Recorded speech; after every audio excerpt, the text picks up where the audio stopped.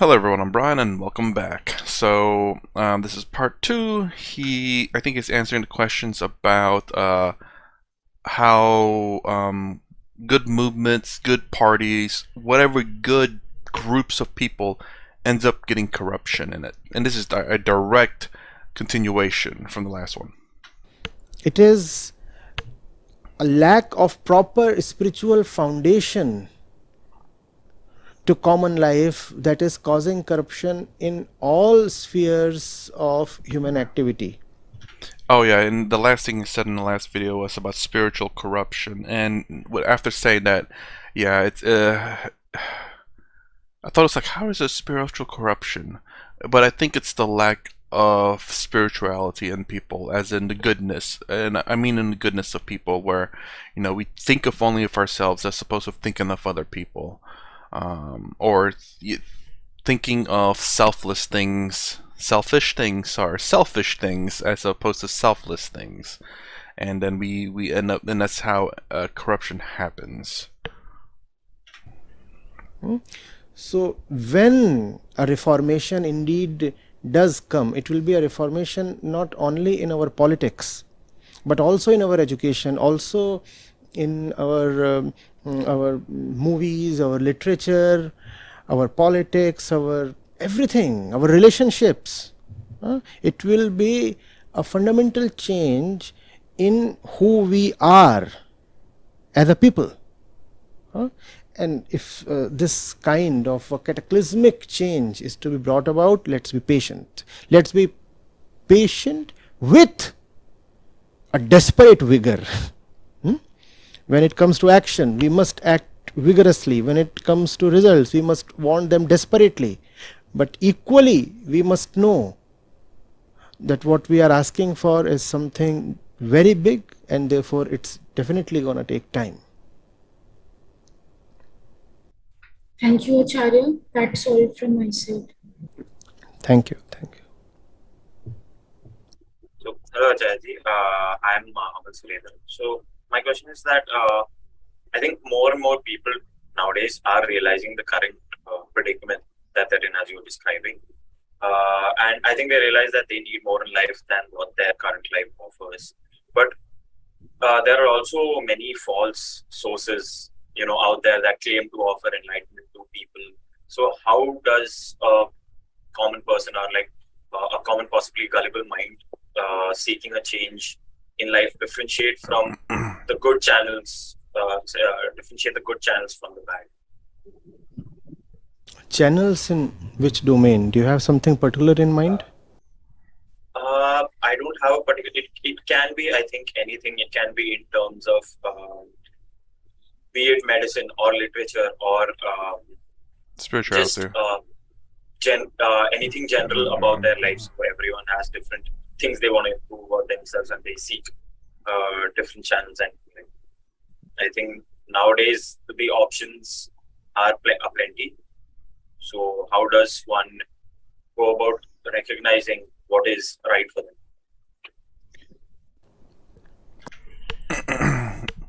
Got to do your research, obviously. I mean, how does one not be gullible? You have to obtain knowledge. You have to have common sense. You have to do your research. It's essentially all of that in simplistic terms. I'm curious as to what Prashant will say here. I mean, other than just doing your research about it, research to group, research to people, understand the source where they're getting their information, or the information they're giving out to you, to see whether the source itself is legitimate, and to also follow the source while following them. If they're 100% true to the source, and you're following the source, and you're listening to someone interpret the source for you, well, hopefully not necessarily always for you, but to help you understand probably the more complicated stories, or complicated wisdom of whatever it is that you're trying to follow, that they can interpret that to hopefully help you understand it better. So again, following swamis and gurus, their purpose is to, well, hopefully, I don't know if it's true, but I'm assuming their purpose is to help you better your life and help you better understand well, how to be happy. And for one, if you're following the either the Bhagavad Gita or the Upanishads or any of the Vedas or whatever it may be, the Bible, the Quran, whatever faith that you have, and if there's a book there, that the purpose of the priest or whatever is there to help you also understand that book. Always have the source, and then have someone else, and have perhaps someone who's very knowledgeable to help you with that. So, but again, if they seem to be going a little too far, and I will say this too, don't ever just follow one person either, because they could be corrupt, maybe, or they could be explaining things in a way that you perhaps don't understand, and they may not be the best explainers for you. There could be someone else that explain it much better than you. That's the reason why I watch many different gurus and swamis, is because sometimes I understand Sadhguru, sometimes I understand Swami Sarvapriyananda, sometimes Swami Taratmananda, sometimes Swami Chinmayananda, Anuba Vananda. He's very complicated to me. He is hard to understand for me, but I still try. And I listen to them all, and I love to hear the different interpretations of the different meanings of karma. The different yogas, the different meanings of life as well. The meaning of karma, the meaning of meditation, because sometimes they don't touch up on the same things because there's many different ways to interpret it. I think we ought to be a little more loving towards ourselves. No, we need the right kind of selfishness. You said medicine. Somebody is offering you medicine. Obviously, you must be in the best position to judge whether the medicine is working, whether it's worth anything. No? How is it possible that somebody gets away selling you trash in the name of treatment? The results are on you, the impact is upon you.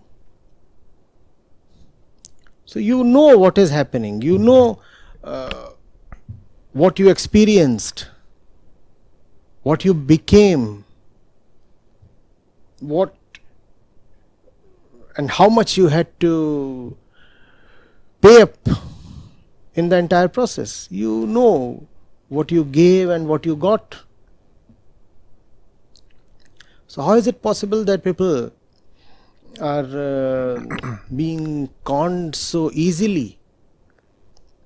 Real quick about that, you are a direct source of knowledge for the things that are happening in your body, especially like medicine. I will say though, there are still probably some medicine that will say that you, or a doctor will say that you might get worse before you get better. It's just the medicine working. And I don't know how, I've heard that said before, and I don't know how many medicines are like that anymore. As a matter of fact, there's actually a lot of medicines that have a lot more side effects that they'll get just to cure you of whatever that you have. And there are some medicines, as a matter of fact, that I've heard from even a doctor that the side effects are much worse than the symptoms that you have, so they try not to prescribe that kind of stuff. But again, it all depends on you ultimately whether you rather have the side effects or whatever your problem is be solved.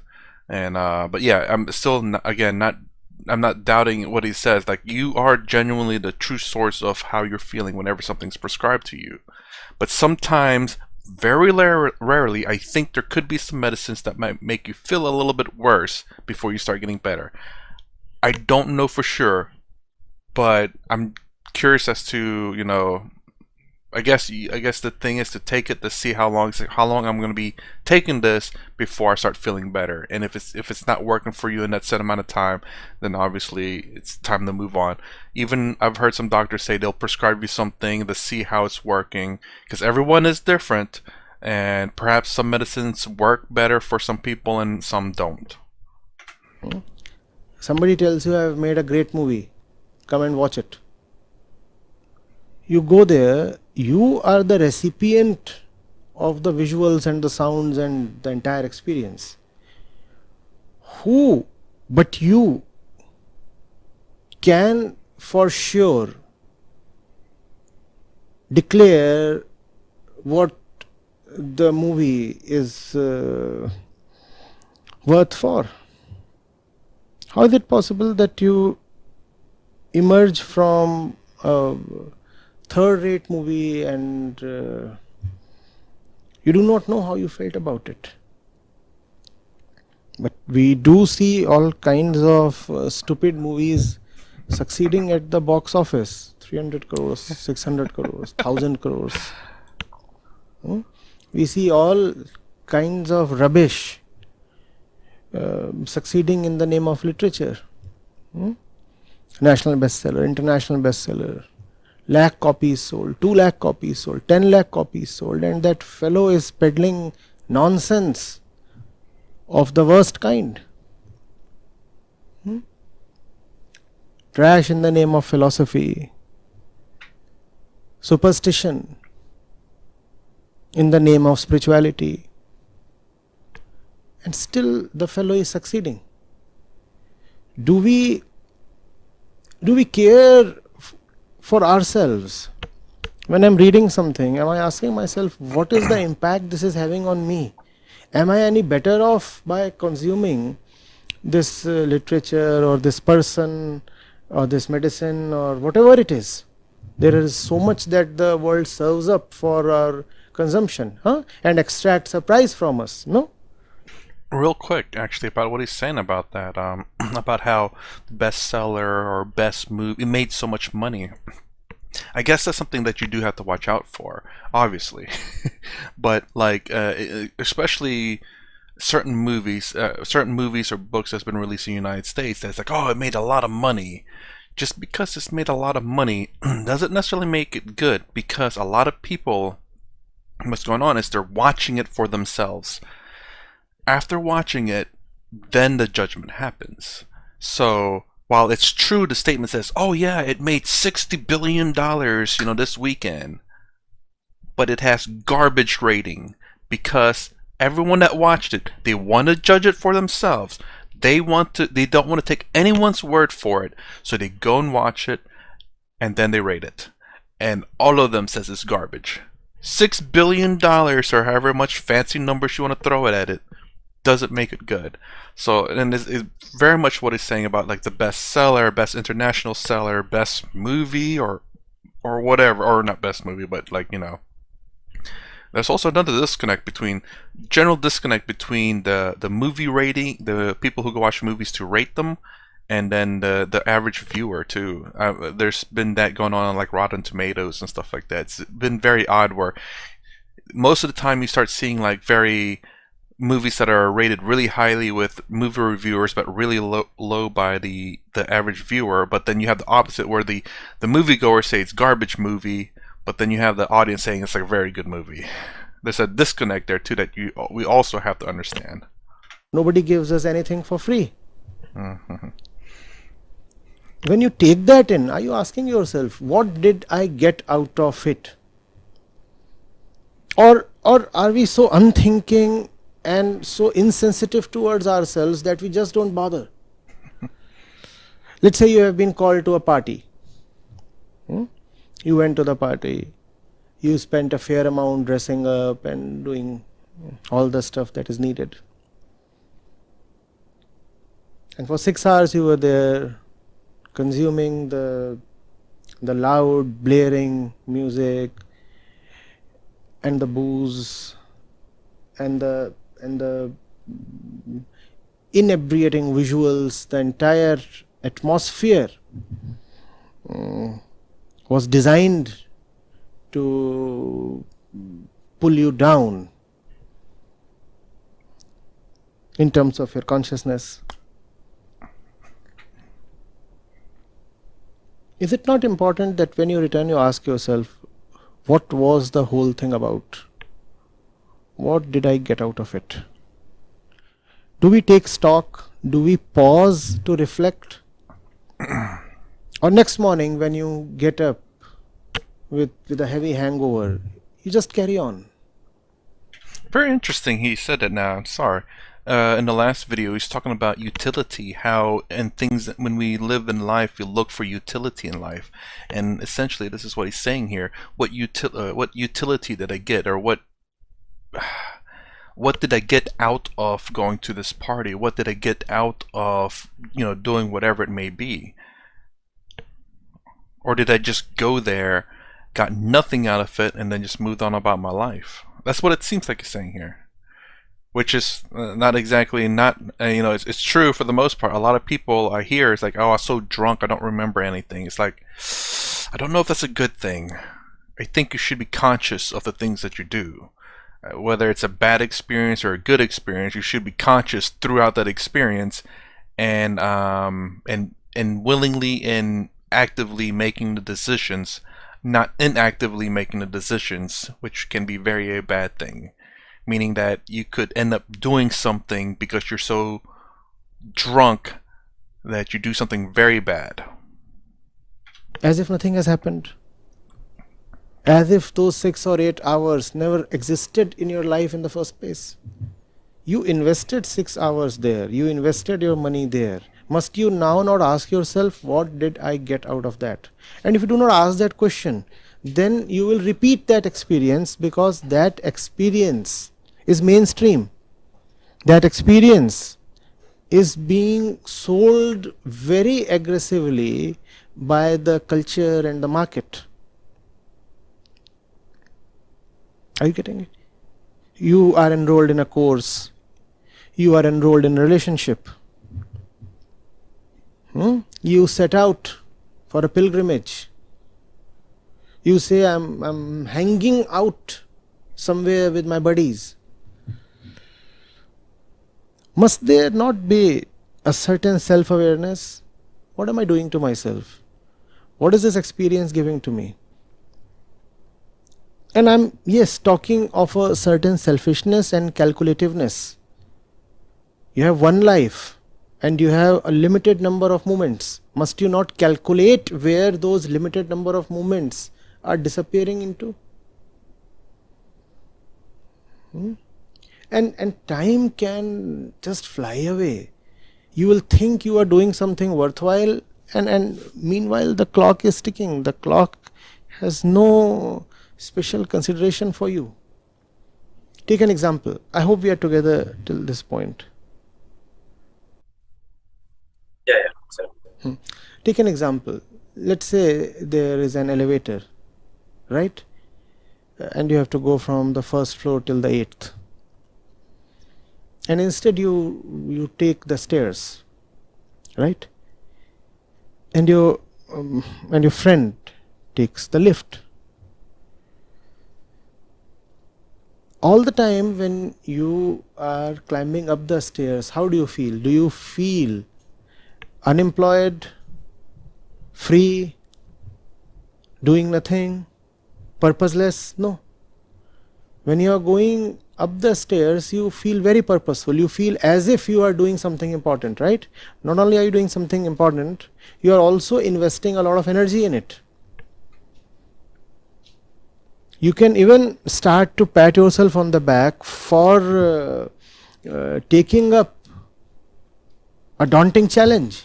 I have to climb my way up to the 8th floor. And you will feel very engaged. You will feel as if something important is happening in life. And indeed, something that saps your energy and takes away your entire attention is definitely happening. It's not easy to quickly go up till the 8th floor. And when you do reach there, what do you find? You find that your friend is already there and has been waiting since a few minutes now. Right? That's the worth of all your effort. Somebody who didn't take the wrong route reached there way before you and with far less effort. But we keep just struggling through life thinking that the staircase is the only way to rise. Why? Because the staircase is probably the thing that everybody is taking.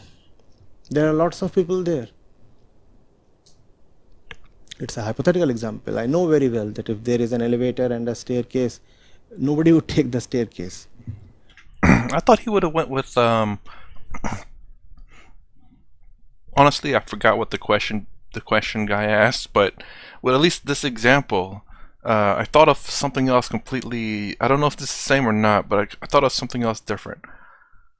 You know, I look at it, his staircase example, like life. People have access to an elevator. Some people have to walk up 8 floors. Generally, the people that have to walking up 8 floors is tough. You know, I was thinking in my mind, it's like, man, you know, you imagine if you have to go to a meeting, you decide to take the staircase, you go up there, you're all sweaty, and then you have to go present in front of your business partners. It's not gonna look good. Outside of that joke, and anyway, but that also made me think of like, you know, you go up the staircase. It's the first time you're doing it. It's gonna be very difficult. You're gonna be sweating, absolutely. The person going up in the elevator is like, so easy, you know, just waiting, just doing whatever. When it gets up there, moves on about, no sweat whatsoever. By the other hand, you are going up and down this. You going up. In order to get to the 8th floor, you have to go up the staircase. In order to get to the 1st floor, you have to go down the staircase. The other person goes up and down via the elevator, so much quicker, so easy, no effort. But then you think in life that you think of these things as resources. And resources that you have. A staircase is not a lot of resource. You're doing everything manually there. You're doing it the hard way.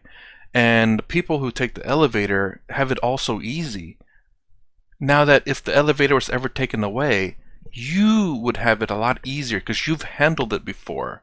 You'd be grateful to have the elevator, and the person that has the elevator now has to climb the stairs are like struggling through it because you don't know what struggle is like. So while you taking the staircase gets you accustomed to struggle. And this is kind of the thing I think about people in America, honestly, where they have almost no struggle in life. And everything is pretty freaking easy, for the most part. And the simplest hint of struggle, they complain so much about it. Not everyone, of course. There are people out there like that just complain about the littlest struggle because of how easy. Most Americans ride elevators. Yeah, I'll say that. And there are Americans who took the stairs and now have gotten elevators and they appreciate it. But when that elevator breaks and everyone has to take the stairs, the people that have never taken the stairs are complaining about it. While the people who have taken the stairs before and going back, it's like, oh, this is the same old. I'm quite familiar with this, and they've developed an endurance for it. They can climb the stairs without sweating anymore because they've done it so many times. They're used to it. They know how to handle the situation. It's no sweat to them anymore. Whereas the people who have always taken the elevators are now sweating their butt off after taking 5 steps up the stairs, and it's still got however many more flights to go. Don't know how my mind went through all that, but anyways, continue. But just consider the example for what it points towards. But won't we, as people, won't we also look for something that makes our journey meaningful? Like, in terms of like, if we want to get somewhere, we want to do it in a way that we believe that the means also justify the ends, and we want to have. What is the end? First thing, I get what you're saying. It's a very valid thing. But what is the end? Where do you want to reach? The means come later. First of all, one must know the ends, the purpose, the destination. What is it that we want? Do we know that? I think on a general scale, like everyone's looking for happiness and fulfillment. Yeah, but then nobody is just 1 second old right now. You know, we are 20, 25, 40, 45. We have already tried so many means for happiness. And had we succeeded, we wouldn't still be trying. The means that we have now taken up, are they really any different from the means that we have already tried out? Dimensionally, fundamentally, the means are just the same as the ones already experimented with. We are just recycling the means in other names, in other forms, in other faces. If those means didn't succeed then, how will they succeed today? Wishful thinking does not take anyone anywhere. I ask, will you reach a new destination traveling down the same road again and again in more expensive vehicles maybe? With new chauffeurs, with new companions, in new clothes? On other days, the previous journey was made in the noon, and this time you travel in the midnight, hoping that you will reach somewhere else. But the road is the same. You will not reach anywhere else. Another disappointment lies in store. Do we know what we want? Happiness is a very vague word. What does that mean? We do not get happiness because we have never really reflected on happiness. If you reflect on happiness, you realize its nature. And that realization enables you to then get what we all are really hungry for. You're perfectly right. We all want happiness. But what kind of happiness? Happiness has many grades, many levels. It is only the highest level that would fulfill us. But the lower levels are easier to get. You don't have to pay up a heavy price. Secondly, we do not know that the lower levels are actually lower, because all the lower levels of happiness sell themselves in the market masquerading as the highest. Anybody who wants to sell something to you, does he not overstate the product or the service? That's how all the sellers of happiness survive in the market. One needs to be much more careful about his or her life. It's my one life. Shouldn't I be very cautious what my energy is going into, what my time is going into? Or can I just let life drift? If you just let life drift, then there is hardly any difference between man and animal. Animals have no purpose in life. The only happiness that an animal is looking for is grass, food, shelter, basic security, sex, procreation. If the happiness that we demand for life is much the same as what an animal demands, then we will remain unfulfilled. The animal has no need for fulfillment. We will have no scope for fulfillment. We will suffer. The animal does not. Yeah, thank you so much for your answer. I think the point about reflection really struck out to me, and yeah, thank you so much. Thank you. Okay. I was trying to think of the question. It says the end justifies the means. I don't know about that statement though. The end justifies the means. Because that can be taken many different ways. You can literally have a whole bunch of people suffer unnecessarily if at the end justify the means. But it's always, of course, the path that is taken to get to the end. And I don't know. I mean, obviously,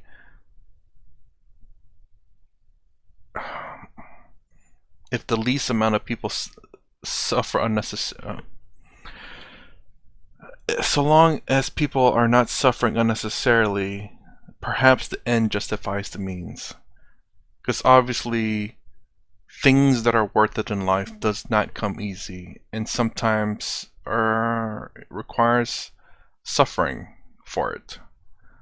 So unnecessary suffering for the ends is not a good thing, but necessary suffering for the ends can be a good thing, because you suffer now, but hopefully it'll pay dividends towards the end. I was trying to think, do I really believe that? It's kind of I guess it's a statement that's like, it all depends. Obviously, if the end means everyone's overall much happier than the way they were before, then perhaps so. Anyways, that's my reaction to "Are you smart or just a shallow young man?" I don't know where that statement comes from in this video, in a two-part. But anyways, if you like my content, please consider subscribing. Thumbs up, thumbs down below. Thanks for watching. I'll see you in the next vid.